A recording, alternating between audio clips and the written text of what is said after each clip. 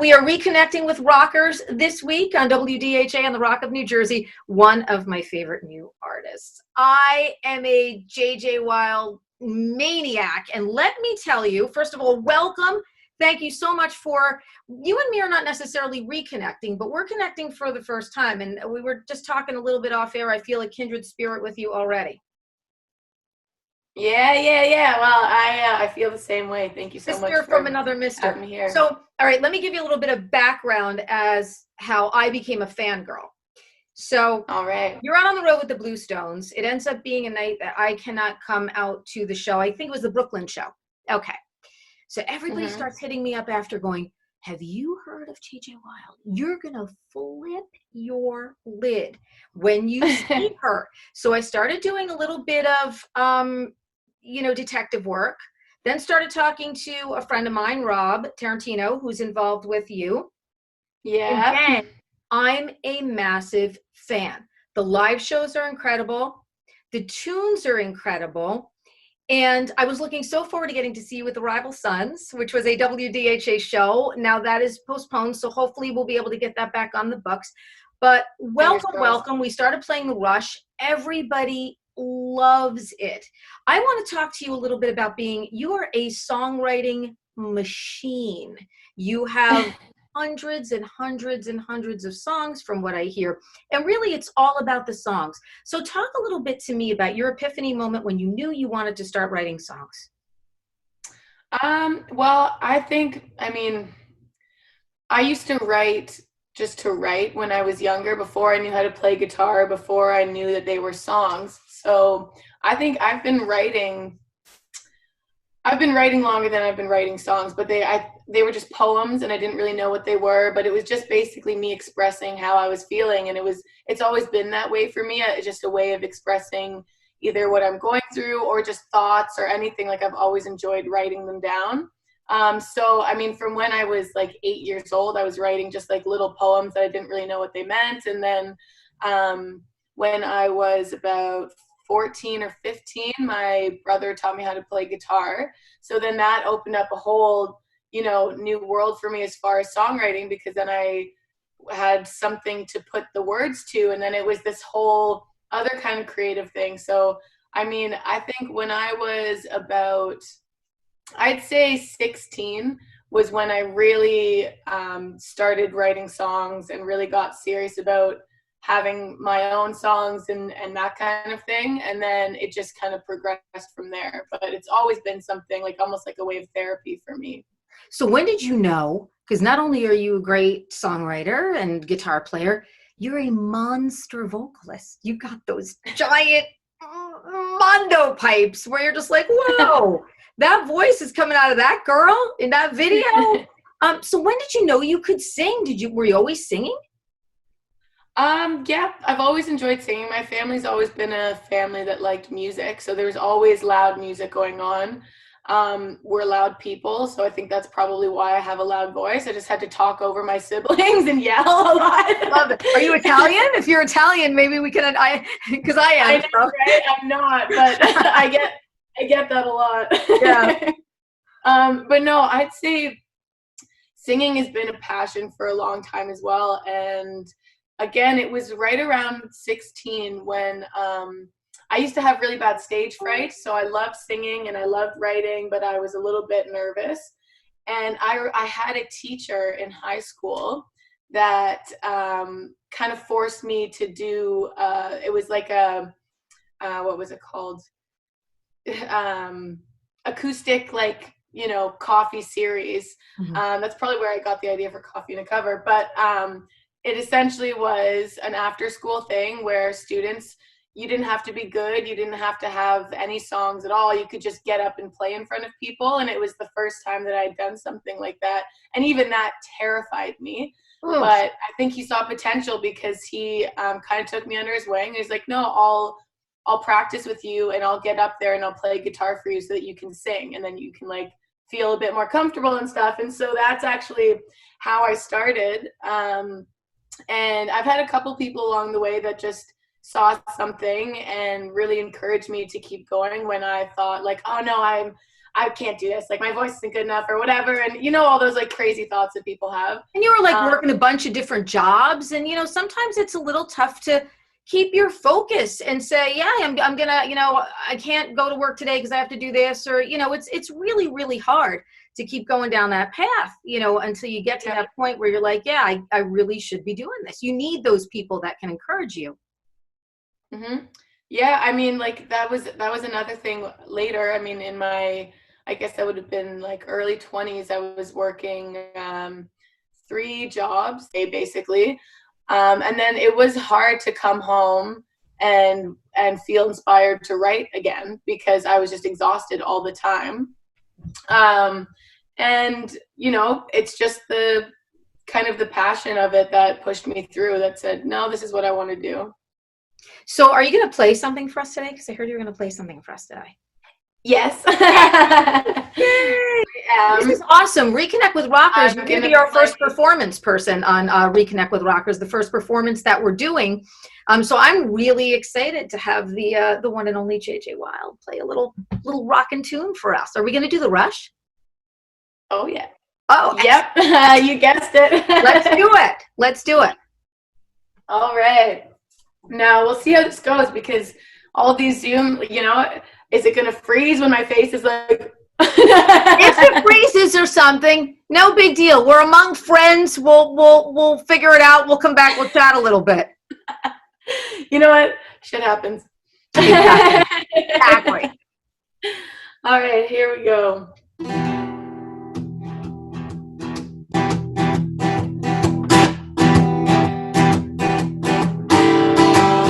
Woke up this morning in a panic. I had my red dress on again. Last night I came out, I was so damn manic. I don't even know where I went wrong, but I will. And it's times like these that I swear to God, I'm glad my mother can't see me in. Yes, she did. I don't know how I could keep it together. I don't know how I could keep it in. It's the rush, it's the lust you can't trust. It's the rush, it's the lust you can't trust.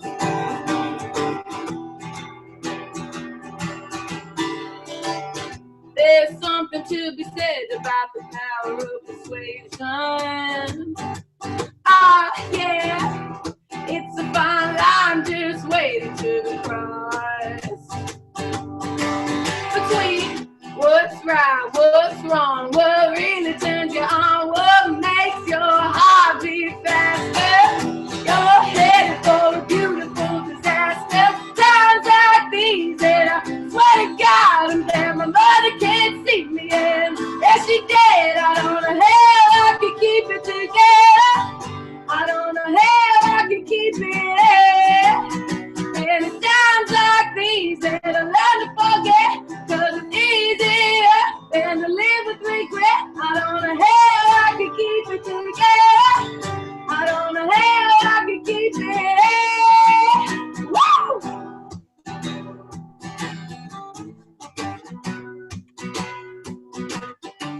It's the rush, it's the lust you can't trust. It's the rush, it's the lust.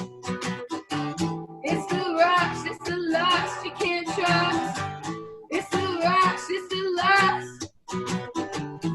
And it's times like these that I swear to God, I'm glad my mother can't see me in. Yes, she did. I don't know how I can keep it together. I don't know how I can keep it in. And it's times like these that I learn to forget, 'cause it's easier than to live with regret. I don't know how I can keep it together. I don't know how I can keep it in. It's the rush, it's the lust you can't trust. It's the rush, it's the lust you can't trust. It's the rush, it's the lust you can't trust.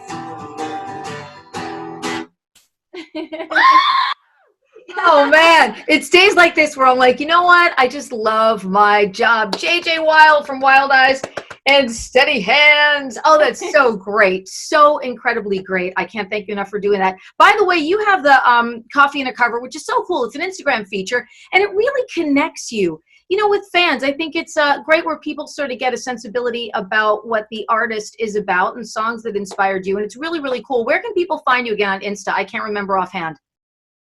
So JJ Wilde Child on Instagram, That's right. Twitter, and all that stuff. And yeah, I do the coffee in a cover. Basically, I started it on my downtime from tour as a way of like continuing to play and keeping inspired and having something to do on social media to connect to fans and stuff. And then it kind of went away when I got busier touring and stuff because I didn't really have time to do it on the road.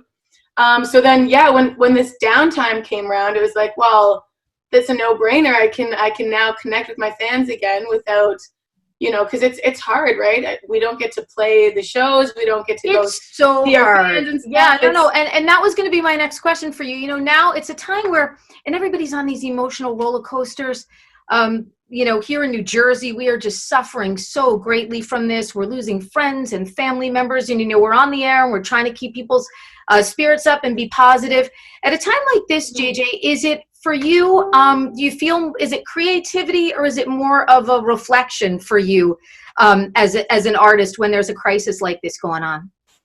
I would say both. I mean, it's definitely changing my perspective in many ways. And, you know, making me grateful and thankful for what I have and all these things that I feel like I took for granted before. And so in turn, it is very reflective to think of, oh, did I waste my time when I was doing this or whatever? Because now that we're stuck in this situation, it's so easy to do that. But then for me, taking that reflective time and then changing it into new perspective and trying to channel that into music and something creative, it's a challenge, but it's one that I think is important because stuff like this, I mean, things are never going to be the same after something happens like this. And so to me, I feel like it would be foolish not to use this, everything that's going on, the negative, the good, the silver linings, everything, and trying to transform that into something for people. Yeah, absolutely. Well said. Very well said. And, you know, the other thing I love about you as an artist before we wrap up is when I started posting, you know, the Rush video and different things, you know, on my socials and like, oh, you have to check this artist out. Everybody had a different perspective. People be like, oh, I love her. She's very alternative. And then people be like, oh, I love her. Have you heard her version of Wild Horses? She's got such a classic rock sound. And then somebody else would say, oh, she's, you know, she's got this great metal voice. The video for The Rush, by the way, is wild, wild, and wild. For those of you who have not checked it out, you are having fun. I mean, and I don't see how you couldn't be having fun of that video. But everybody has a different something that you have appealed to for them. And I think that that's really the mark of a true authentic artist, because people are taking what you're putting out and it's all whatever they're really feeling. So kudos to you for that. Thank you. I really appreciate that. I feel like, I don't know, I just do whatever feels right and try to stay true to how I want to be perceived in my own self. And if people like it, they like it. If they don't, they don't. Authenticity. JJ, thank you so much for joining me on Reconnect with Rockers. It is just awesome to have you. I cannot wait till we are all together again, watching you perform live and we finally meet in person. And best of luck with everything. And thank you so much. And thank you for the performance too. Thank you so much. Thank you for having me on the show.